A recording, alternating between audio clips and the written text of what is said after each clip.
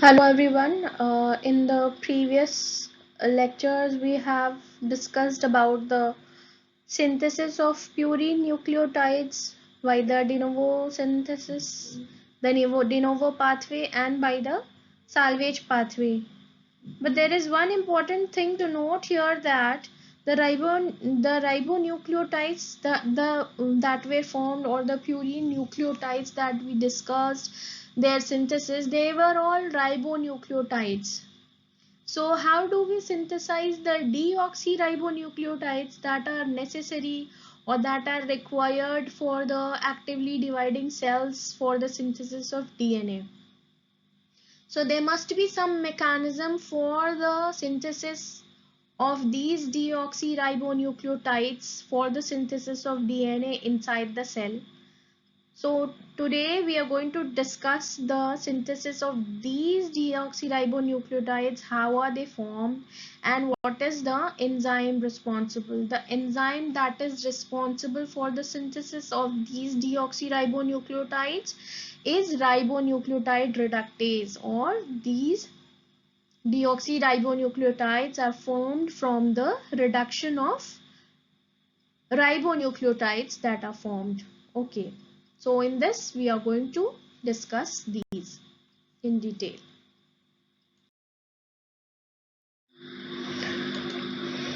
Okay, so for the formation of deoxyribonucleotides, there is reduction of the sugar, as we can see and as we can recall. All of the ribonucleotides have a hydroxyl group at their 2' carbon of ribose, isn't it? So for their conversion to deoxyribonucleotides, the hydroxide present at the 2' carbon of ribose should be reduced to form deoxyribose sugar for deoxyribonucleotides. Okay, and the substrates which are going to get reduced to their corresponding deoxyribonucleotides are ADP, GDP, CDP and UDP. This you will have to remember, and you please also note that there is no TDP here. Okay, so the four substrates, the four nucleotides that get converted to their corresponding deoxyribonucleotide counterparts are ADP, GDP, CDP and UDP. From these UDP or CDP, they may be converted to TTP. And how that is done, we will discuss in the lectures to come. So for now, we are going to discuss the formation of deoxyribonucleotides from the ribonucleotide. Okay.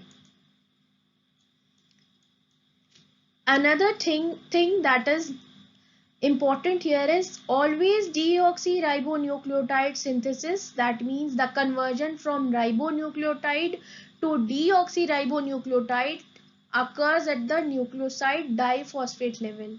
Can you see these are ADP, GDP, CDP and UDP. It is not AMP or GMP or ATP or GTP. It is always in the nucleoside diphosphate form for conversion to its corresponding deoxyribonucleotide. Okay, in this we can see that this nucleotide diphosphate is getting converted to deoxyribonucleotide, that is deoxyribonucleotide, which is exactly the ribonucleoside diphosphate. Now let me tell you, this conversion is seen in the actively dividing cells in the S phase of their cell cycle. Here's that for the conversion of NDP to DNDP, there should be reduction of this hydroxyl group that is present on the second carbon C2' of this NDP to H. So for this reduction, The enzyme responsible is ribonucleotide reductase. This is a very important and very well regulated enzyme, and this enzyme has two subunits. This enzyme is in the form of non-identical dimer. It has two subunits, R1 and R2. We will see the structure of these two subunits in the slides to come. But here we have to keep an idea that this ribonucleotide reductase is in the form of non-identical dimers with two subunits, R1 and R2. And it has a coenzyme involved in this whole process, that is thioredoxin. This is a peptide coenzyme which is present in the synthesis of deoxyribonucleotides from ribonucleotides. Okay. Here the substrates, as we discussed earlier, that these can be UDP, GDP, CDP or ADP, and they will be correspondingly converted to UDP, DGDP, DUDP, DADP and DCDP. Alright, for this this is basically a reduction reaction, and for this we need hydrogen donors, isn't it? For this reduction reaction to take place, we need a hydrogen donor, and with the release of one water molecule and addition of hydrogen, this will get converted from NDP to DNDP. And for this reduction reaction, the immediate donors of hydrogen atoms are these two sulfhydryl groups that are present on the ribonucleotide reductase enzyme. So this ribonucleotide reductase enzyme has two sulfhydryl groups, and this reduces NDP to DNDP, and in this whole process it itself gets oxidized to ribonucleotide reductase with a disulfide bond. So this sulfhydryl groups that were present on the ribonucleotide reductase enzyme, they form a disulfide bond, and these hydrogen, they are taken up and they lead to reduction of this molecule to form DNDP. Alright. Now this oxidized form of ribonucleotide reductase again needs to get reduced for the reactivity, or for further activity of ribonucleotide reductase. It can act as the donor of hydrogen atoms only when it is in the reduced form with presence of these two sulfhydryl groups. So these two sulfhydryl groups need to be regenerated from this form to this form. And how is this done? Here comes the peptide thioredoxin in picture. This thioredoxin is a coenzyme. It's a peptide in nature, and this peptide coenzyme has two cysteine residues that are two amino acids apart. So these cysteine residues present in thioredoxin, they have sulfhydryl groups. So this reduced form of thioredoxin with two sulfhydryl groups is used to act as hydrogen donor for again reducing the ribonucleotide reductase from its oxidized form with disulfide to its reduced form where there is sulfhydryl groups. In turn, this thioredoxin with two cysteine residues that have sulfhydryl groups, it will have thioredoxin in the oxidized form with disulfide bridges. So thioredoxin, the reduced thioredoxin with sulfhydryl groups, it itself gets oxidized in the process to thioredoxin oxidized state with disulfide bond, and in turn it reduces the oxidized ribonucleotide with disulfide bond to ribonucleotide with sulfhydryl groups. So this hydrogen is donated and taken up by this ribonucleotide reductase. Now this reduced form of ribonucleotide reductase is again ready for action for conversion of another molecule of NDP to DNDP. Now this thioredoxin reductase also needs to be regenerated constantly for helping ribonucleotide reductase reduce another molecule of NDP. So for this whole process to go on and on, there is constant need of supply of reduced form of thioredoxin as well. So how is this replenished? This reduced form of thioredoxin is replenished by means of enzyme thioredoxin reductase, and here NADPH plus H plus will provide the necessary reducing equivalents with the help of this enzyme thioredoxin reductase, which will help convert this thioredoxin with disulfide bond or the oxidized form of thioredoxin to its reduced form, where thioredoxin has the cysteine groups with two sulfhydryl groups.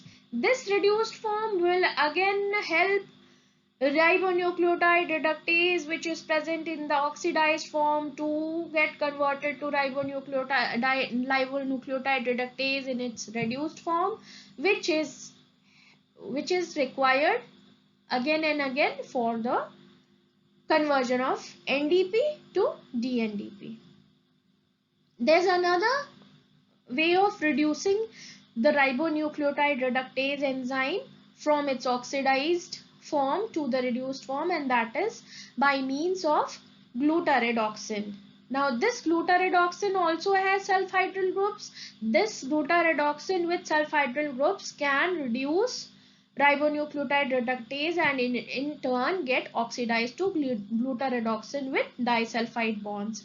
This glutaredoxin is regenerated again by means of glutathione reductase enzyme, which will convert glutaredoxin to its reduced form, and in this whole process two glutathione molecules will get oxidized to oxidized glutathione that has two disulfide bonds. This oxidized glutathione is again regenerated back to reduced glutathione, which is the active molecule, and in this also the reducing equivalents are mediated or delivered by the help of NADPH plus H plus, and NADPH plus H plus is converted to NADP plus in the whole process.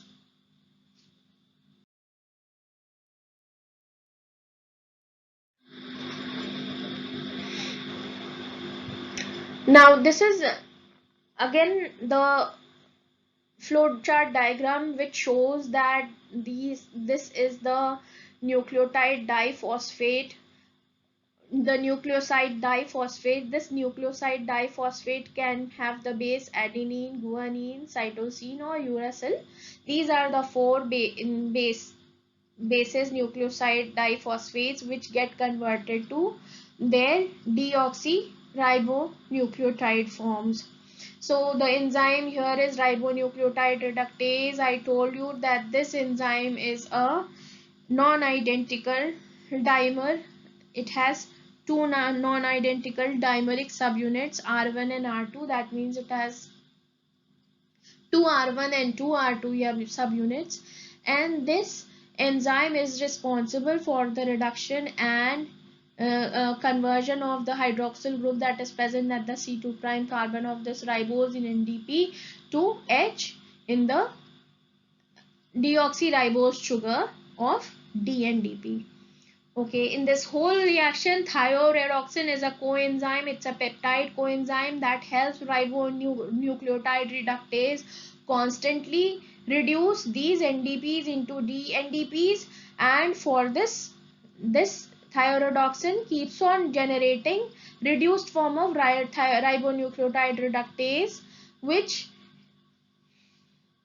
gets oxidized in the process of reducing the nucleotides. So for regenerating the reduced form of ribonucleotide reductase, thioredoxin keeps on reducing ribonucleotide reductase, and in this whole process itself it keeps on getting oxidized to the thioredoxin with disulfide form. I told you that thioredoxin has two cysteine residues with sulfide groups. So this can help provide hydrogen, and it acts as hydrogen donor for the reduction and regeneration of reduced form of ribonucleotide reductase. This oxidized form of thioredoxin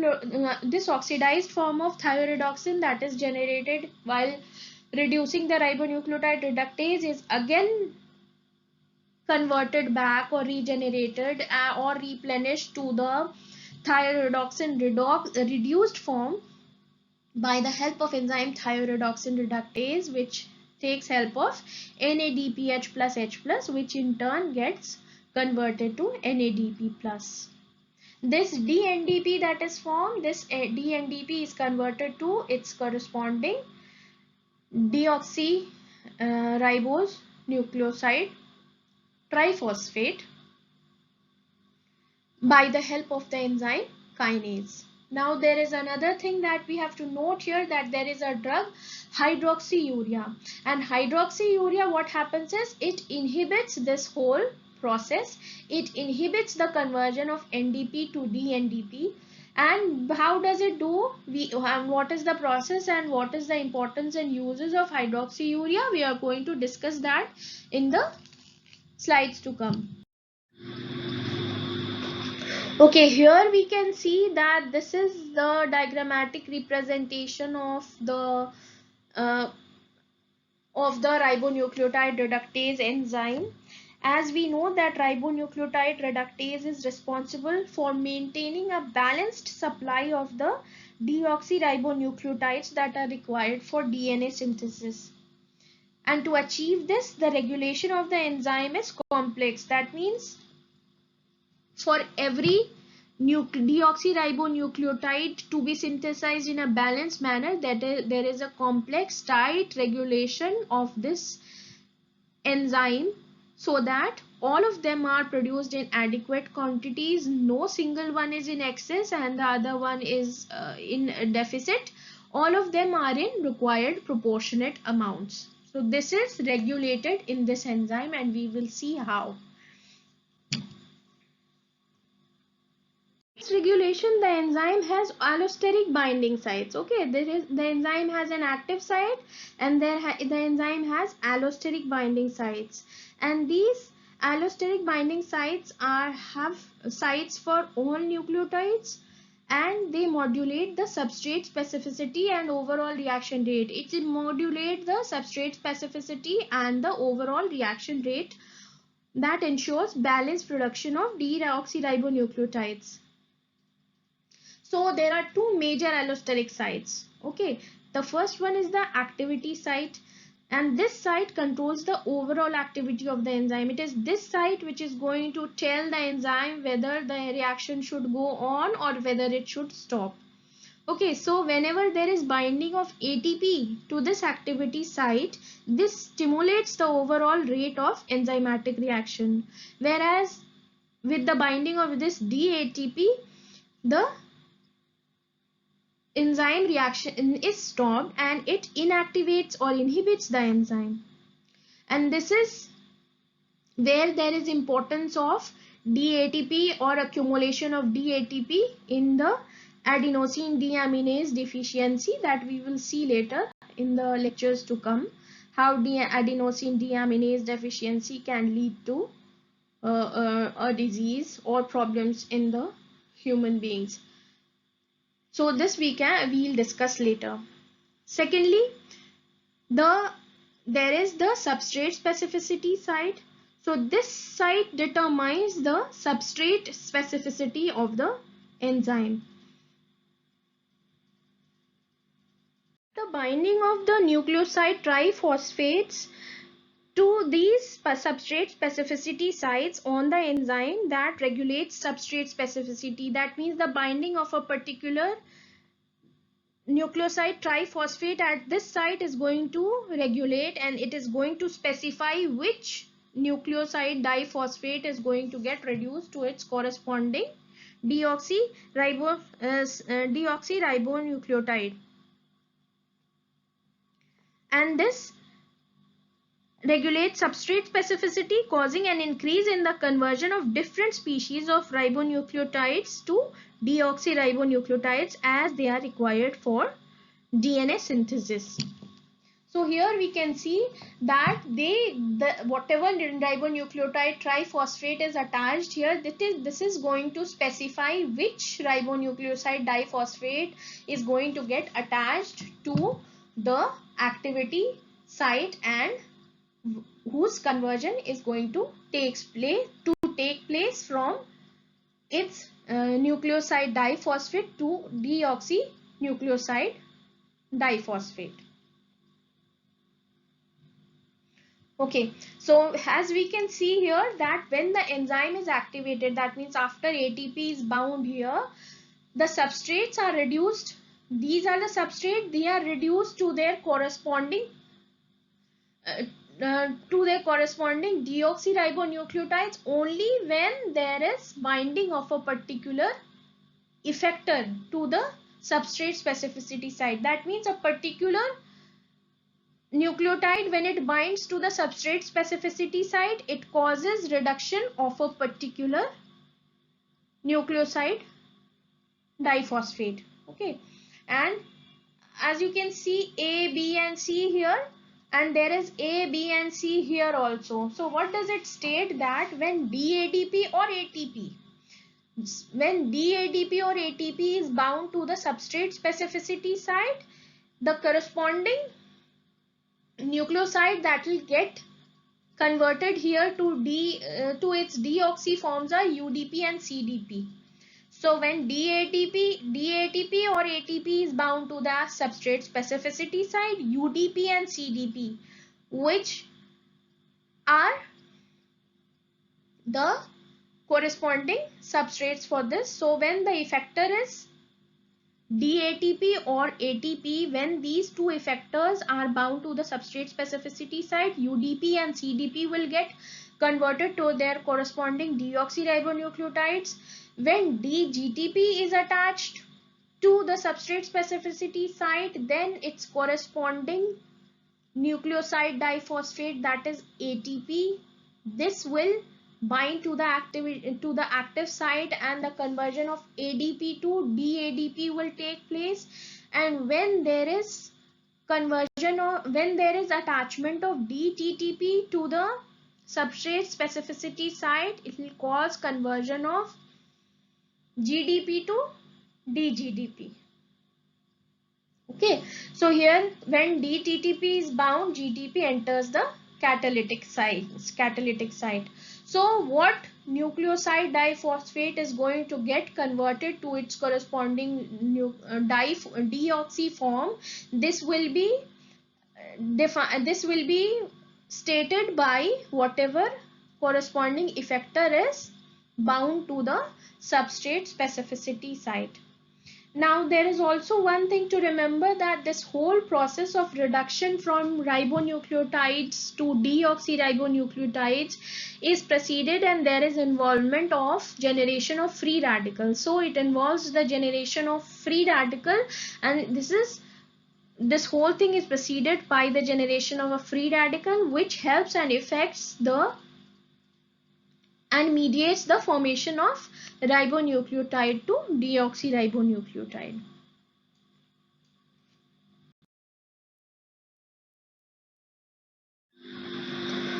So here in this diagram also we can see, and I can remind that there are two non-identical subunits or two non-identical subunits. It's a dimer with two non-identical subunits. So one subunit of this dimer is R1 and the another one is R2 subunit. This R1 subunit has the substrate specificity site, primary regulation site. So I told you that the primary regulation site will decide whether the reaction should go on or whether it should stop.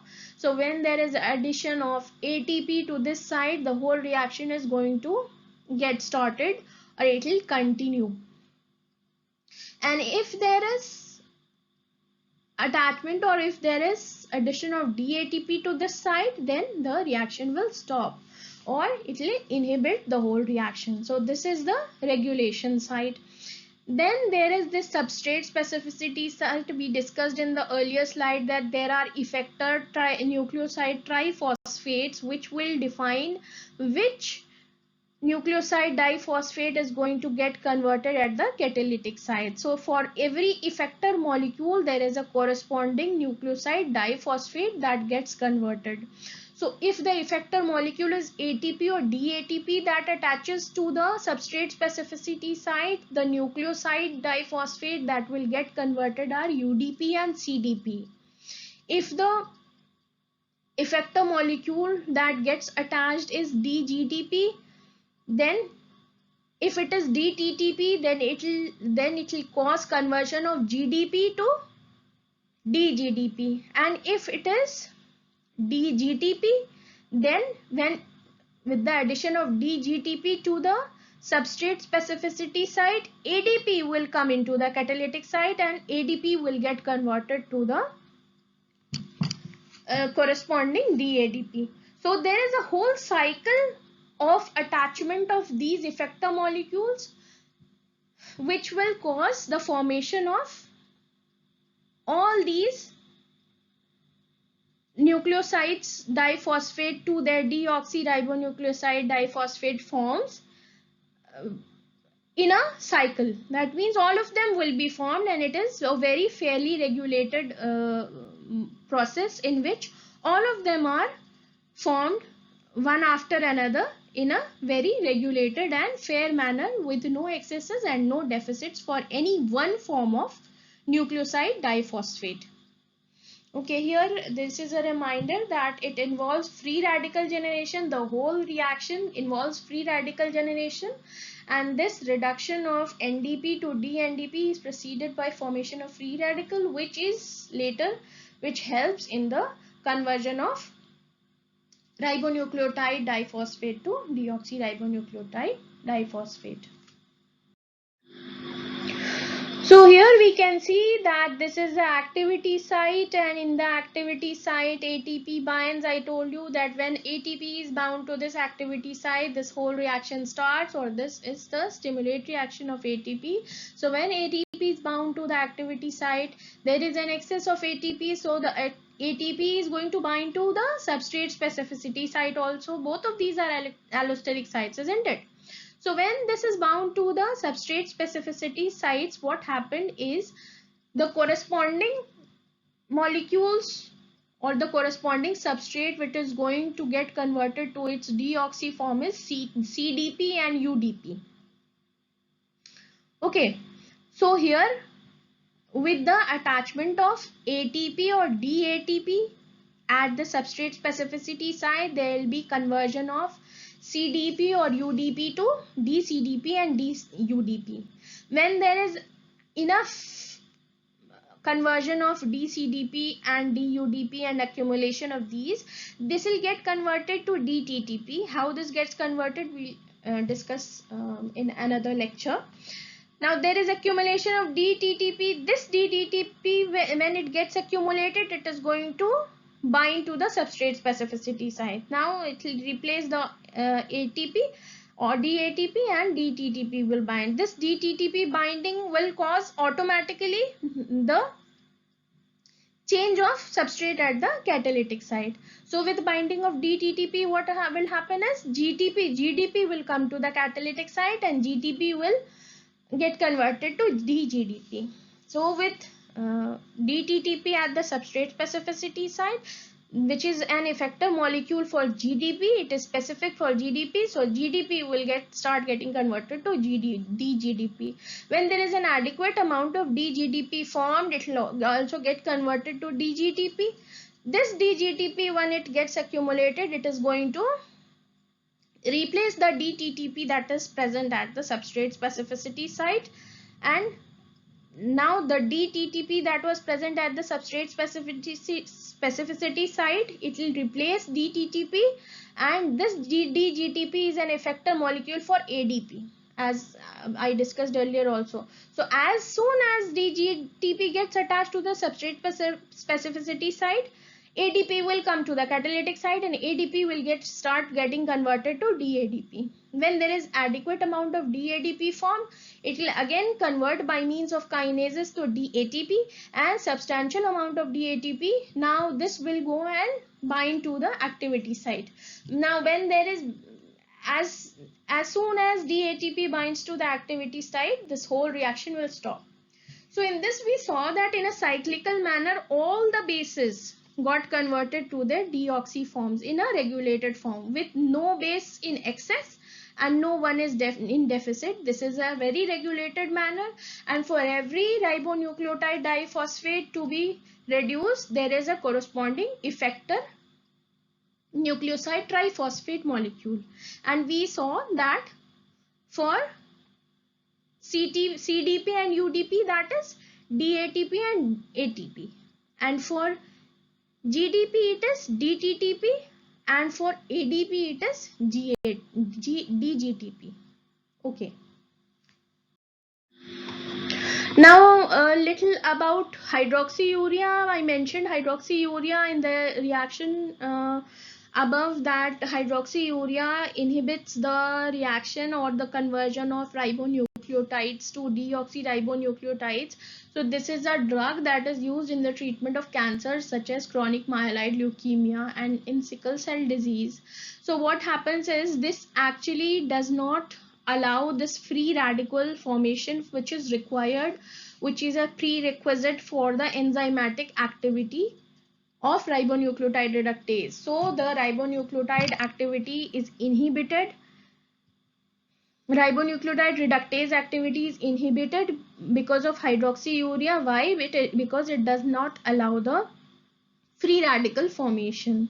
Okay, so when there is inhibition of the enzyme ribonucleotide reductase, there will be inhibition of the synthesis of deoxyribonucleotides. What will happen is, when there is not enough synthesis of deoxyribonucleotides, there will be no presence of substrates for DNA synthesis, and effectively DNA synthesis will be hampered, because for DNA synthesis we need deoxyribonucleotides which are not synthesized enough because of the inhibition of the enzyme ribonucleotide reductase, which is responsible for the conversion of ribonucleotides to deoxyribonucleotides. I think that is all for today about this synthesis of deoxyribonucleotides from ribonucleotides and the enzyme that is responsible for the synthesis, that is ribonucleotide reductase, which effectively reduces ribonucleotide to deoxyribonucleotide. Thank you.